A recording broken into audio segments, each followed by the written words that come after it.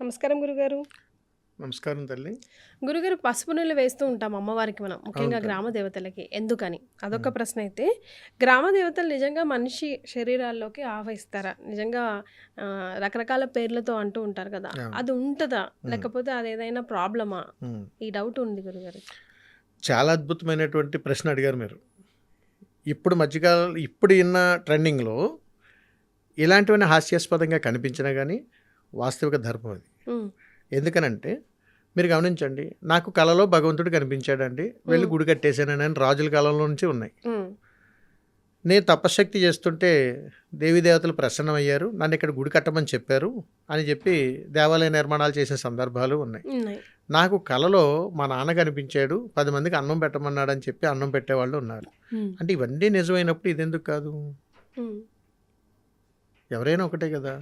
అందుకని కంటికి కనపడనటువంటి ఒక శక్తితో కూడుకున్నటువంటి గ్రామంలో గ్రామ దేవతా స్వరూపాలు ఎవరు అంటే పితృదేవతలు. అంటే మన మన అంటే ఒక 7-8 జనరేషన్ 10 జనరేషన్స్ ముందున్నటువంటి దేవతా స్వరూపాలే మన పితృదేవతలు. ఉమ్, అందుకని వీరు మనకు స్వప్న దర్శనం ఇవ్వటం, మనల్ని ప్రేరణ చేయటం, మనల్ని తాకడం ఇవన్నీ వాస్తవమే. ఉమ్, ఇప్పటికీ కూడా ఎవరైనా మన కుటుంబాల్లో ఒక బాగా ప్రేమ పెంచుకున్నటువంటి వాళ్ళు ఎవరైనా కాలం చేస్తే, అక్కడికి ఏదైనా మనం ఏదైనా పెడితే, తినడానికి ఏదైనా జంతువు వస్తే ఉమ్. వెంటనే మనం ఏమంటాం? మన వాళ్ళు వచ్చారని మన వాళ్ళు అనుకుంటాం. వచ్చారా, తిన్నారా అని అడుగుతాం. ఉమ్, అంటే ఇక్కడ నువ్వు నమ్మవు, జంతు స్వరూపంలో నమ్మేస్తాం. అలాగే ఏదైనా మనం పెట్టినప్పుడు కాకులు రావాలి, కాకులు తినాలి అని అనుకుంటూ ఉంటాం. ఇక్కడ బ్రతికుండగా మనిషిని నమ్మల, పోయిన తర్వాత కాయక రూపంలో ఇక్కడ లేదు, నీకు అక్కడ ఎలా కనపడుతుంది? ఎవరు చెప్పారు ఇవన్నీ? అందుకని అమ్మవారి స్వరూపాల్లో ఎప్పుడు కూడా తల్లిని ఎలాగ పసుపు నీళ్ళకున్నటువంటి అనుబంధం ఇందులో నుంచి వస్తుంది, ఉమ్, ఈ ఆచార వ్యవహారాల నుంచి వచ్చాయి. అందుకని అమ్మవారికి అత్యంత ప్రీతికరమైనటువంటిది ఏమిట్రా అని అడిగితే పసుపు. ఉమ్, ఎందుకురా పసుపు అని అడిగితే వ్యాధుల నిర్మూలన చేయడానికి అమ్మవారు అవతారం ఎత్తిందని చెబుతారు. ఇప్పటికీ కూడా మీరు పసుపు అనేది ఒక యాంటీబయాటిక్గానే చూస్తారు. ఉమ్, కాళ్ళకి ఎందుకు రాసుకోరా అంటే క్రిములు అవి ఉండలేకుండా ఉంటాయరా అని. అమ్మవారికి నిండు సాంప్రదాయని కాబట్టి అమ్మవారికి పసుపు అనేటువంటిది అత్యంత ప్రీతికరం. అందుకని ఊరిలోనూ ఇప్పుడు ఏదైతే మీరు చెప్పారో కన్నీళ్ల భయం, ఉమ్, రోగాల పీడతలు, భార్యాభర్తల సంసార జీవితాలు వినాశనం, బిడ్డల యొక్క జీవన విధానాలు సరిగా లేవు, ఈశ్వరాను ఊళ్ళోకి రాలేవు, వస్తే శ్మశానం అయిపోద్ది, నువ్వు శ్మశాన వృద్ధుడు అక్కడే కూర్చో. మరి నాకు ఒక్క అనుగ్రహాన్ని ఇచ్చేకొట్టి నేను వెళ్తున్నాను కాబట్టి ఉమ్, మరి నన్ను ఎలా అనుగ్రహించాలి? అవన్నీ నేను చూసుకుంటానంటే అప్పుడు ఈశ్వరుడు అంటాడు, నేను లేకుండా నువ్వు ఎలా వెళ్ళిపోతావమ్మా, నేను లేకుండా ఎలా కాపాడుతావు, నేను లేకుండా వాళ్ళతోటి ఎలా మమేకమవుతావు అని అడిగితే అప్పుడు అమ్మవారు చెప్తుందనమాట, ఈశ్వరా నువ్వు లేకుండా ఎన్నడునైనా నేను గడప దాటి బయటికి వెళ్ళానా? ఉమ్, లేదు కదా. గడప స్వరూపంలోనూ నేనే ఉన్నాను, ఉమ్, నిన్ను స్వాగతిస్తున్నాను. ఇప్పుడు ఒక జీవుడిని, నువ్వు సృష్టించినటువంటి జీవుడిని నేను రక్షించడానికి వెళ్తున్నాను కాబట్టి నా పేరు మహాశక్తి స్వరూపునిగా నాకు అవతారాన్ని ఇచ్చినటువంటి అనుగ్రహం నీదే కదా ఈశ్వర, నువ్వు లేకుండా ఎన్నడనైనా నేను వెళ్ళానా అని ఈశ్వరుడు అడుగుతాడు. అమ్మవారు అడుగుతుంది, లేదమ్మా నాకు గుర్తులేదు, నువ్వు లేకుండా నేను చెయ్యకు, నాకు అలాగనే ఉన్నాను, తప్పనిసరి తీసుకుని వెళ్ళాల్సిందే అని చెప్పి ఈశ్వరుడు తన చూపుల్లో కలిగినటువంటి భావం చెప్తున్నాను. అప్పుడు పార్వతీదేవి అమ్మవారు అంటారట, ఈశ్వర ఎన్నడునైనా నువ్వు లేకుండా నేను ఏ జీవుడినైనా రక్షించగలుగుతానా అని చెప్పి అమ్మవారు పసుపు నీళ్ళ అవతారంలో శివానుగ్రహం ఇచ్చేస్తుంది. ఎలా ఇస్తుందో తెలిసిన అమ్మవారిని ఎప్పుడైనా కానీ ఉమ్, స్నానమాచరణ చేయించాలంటే ఉట్టి నీళ్ళు పోయకూడదు, ఉమ్, పసుపు నీళ్ళే పొయ్యాలి. మీరు గమనించండి, ఒక వ్యక్తి కాలం చేశారని అనుకుందాం, ఉమ్, నీళ్లతో స్నానం చేపిస్తారా లేదా? అవునండి. అదే ఒక దేవతకి స్నానం చేయించాలంటే పసుపు నీళ్ళతో చేస్తారు. ఏమిటి తేడా? ఒకటి అశుభానికి ఉత్తి నీళ్ళు వాడతారు, అమ్మవారికి పసుపు నీళ్ళు వాడతారు. ఇదే పసుపు నీళ్ళు నీ ఊరికి అమ్మవారి పల్లకి వచ్చినప్పుడు వారుగా పోస్తారు. పల్లకిలో ఉన్నటువంటి పరమార్థం ఏమై ఉంటుంది? ఉమ్, వృక్షజాతిని గౌరవించటం. పల్లకి ఎలా వస్తుంది?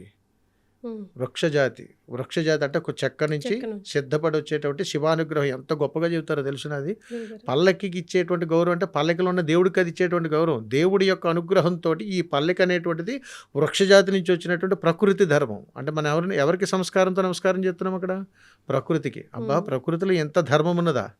ఆ ప్రకృతి భగవత్ స్వరూపాన్ని కూడా మోసేటువంటి సంస్కారం మేము నేర్చుకుంటున్నాం అనేటువంటి ఆత్మజ్ఞానంతో పసుపు నీళ్లు వారుగా పోస్తాం. ఎందుకు వారుగా పోస్తామో తెలుసా? గురుగారు. అమ్మాయి ఇంతటి యోగకరమైనటువంటి అనుగ్రహాన్ని నాకు దర్శన భాగ్యంగా ఇచ్చావు తల్లి, మళ్ళా నేను నీ పుడమి తల్లి గర్భంలోకే రావాలి. నాకు తెలుసున్నంత వరకు అమ్మకు అభిషేకం చేయమంటే భూమాతకు శిరస్సు నుంచి స్నానం చేయించడమే కదమ్మా, ఇదిగోనమ్మా అని తల్లికి స్నానం చేయించడం భూమాతకి పసుపు నీళ్ళతోటి.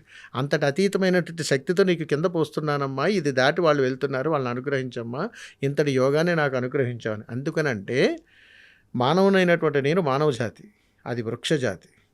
ఈ నీళ్లు పోయటం ద్వారా నీకు కంటికి కనపడినటువంటి అనేక జీవరాశులకు అవి ఆహారం అవుతాయి.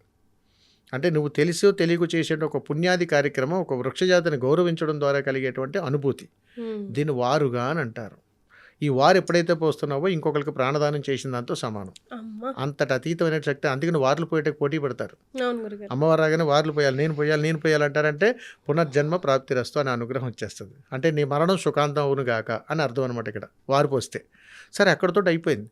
అమ్మవారికి స్నానమాచరణ చేసేటప్పుడు గుళ్ళోకి వెళ్తున్నప్పుడు లోపలికి వెళ్ళిన తర్వాత ఎలా కలపాలి? మీరు పసుపు నీళ్ళు ఎలా కలుపుతారు చెప్పండి అమ్మవారికి?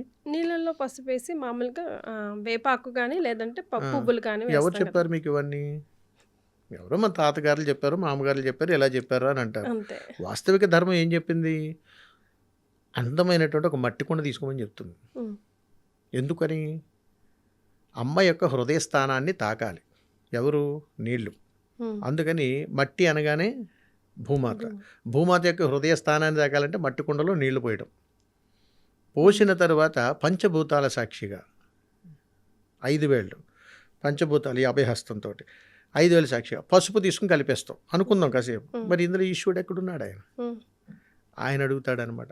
ఆయనకి మాట ఇచ్చింది కదా, నువ్వు లేకుండా నేను ఏ విధానైనా ఉన్నానయ్యా అని అడిగితే అప్పుడు ఊరి పొలిమేరల్లో ఉన్నటువంటి మర్రి ఆకును తెచ్చుకొని మర్రి పత్రం మీద పసుపును వేసి ముద్దగా చేస్తున్నప్పుడు ఈశ్వరుడు అమితానందం పొందుతాడమ్మా.